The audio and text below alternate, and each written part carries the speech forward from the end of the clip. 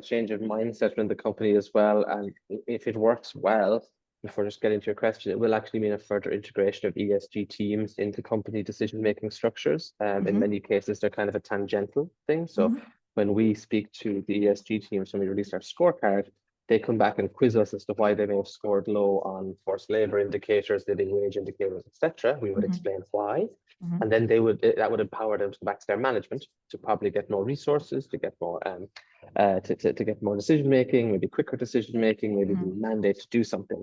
And so these processes, what we've seen is that actually the decision making process internally are not very linked up with the sustainability risks being identified, and the kind of constant review and understanding of that is not happening as rapidly as it should be. There are positive examples, though, on the other side, with some large multinationals who, for example, bring their sustainability risks to the CFO every month. So the CFO can actually try and their team can actually try and integrate what that impact will have on the financial performance of the company. That's good, because that actually takes a real-time view of whether or not these, biodiversity risks, human rights risks would have an adverse impact on their bottom line, which is an incentive to act. But that is not been mainstreamed at the moment. So what this should do is actually create that chain of command internally about raising risks, system in place, but like raising risks, having a discussion on them, understanding the decision making, and understanding the accountability for them. But if I might, I think that is actually a missing part of CSDD. That decision-making process, that accountability process internally. It was quite a hotly debated point around directors' duties and board obligations and oversight obligations, Article 25 and 26, I believe they were. And they were watered down before the proposal and completely removed afterwards. A lot of the concern there was around basically stepping on corporate law, which differs in 27 member states and in various other countries because of, just different legal approaches.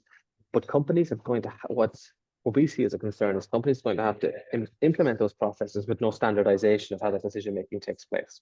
We would have liked some sort of general understanding of, the regularity it goes to a board, the inclusion and communication of board decisions based on things, how whether or not there was added expertise needed at board level, etc. And that's not there, unfortunately. So the processes that we see the positive companies have. So what we see in our data is if you have some sort of board oversight of your due diligence process, you rank higher because you have good leadership, good governance, good decision making, and that leads a good process, or vice versa, but it's a virtuous circle.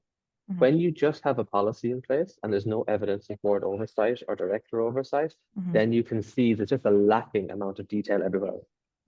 And that is usually what happens when you don't have leadership or people overseeing work. To a certain extent, the need to go in and explain things is quite less. So, like there's examples of processes being built, but our biggest concern is actually this law doesn't standardize those processes enough or give enough guidance on them because it was completely excluded, and that could lead at times to a lack of overall application or understanding of how risks are interacted with mainstream, etc. There was concern that the text was written in a way where the board would actually have to deal with all of the stakeholders' concerns. That is very much not the case. What there needs to be is a manner for the company to gather the concerns as they're fed in kind of a formalized way, and then to present them in an aggregate form to boards so that it feeds into their mid and long-term decision making. Also to empower a board to basically push back against shareholders or those who are looking for short-term dividend payments to say, we're not going to pay out now because we need to invest in this particular part of our supply chain because we have a risk that needs to be alleviated.